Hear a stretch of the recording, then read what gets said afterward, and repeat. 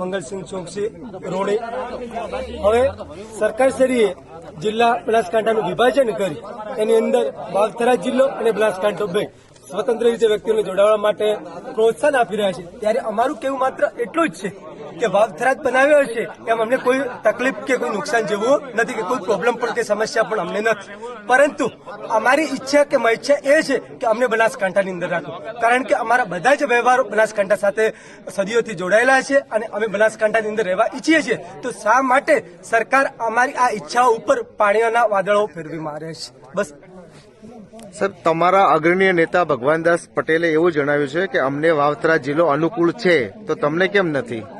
હા, કદાચ ભગવાનદાસને અનુકૂળ હોઈ શકે એમના કોઈક સામાજિક કારણોસર, પરંતુ આ ધાનેરાની જનતા એ જ માંગે છે કે અમને પ્રતિકૂળ નથી થતું, અમને અનુકૂળ નથી થતું, અમને માત્ર બનાસકાંઠા જ અનુકૂળ છે। તો એ ભગવાનદાસને અમે વિનંતી કરીએ છીએ કે એમને જવું હોય તો જઈ શકે છે, પરંતુ અમને એમની પાછળ ન ખસેડે, અમને માત્ર બનાસકાંઠામાં જ રહેવા દે। અમારી બસ એક જ બધા જણની માગણી છે કે અમને બનાસકાંઠા જિલ્લો જોઈએ છે।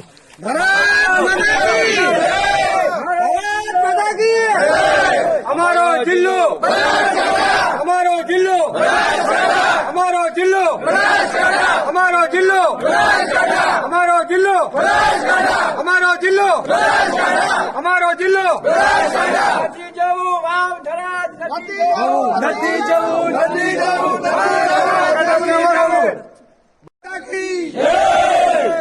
આપણો જિલ્લો, આપણો જિલ્લો, આપણો જિલ્લો, નથી જવું, નથી જવું, નથી જવું, નથી જવું, નથી જવું,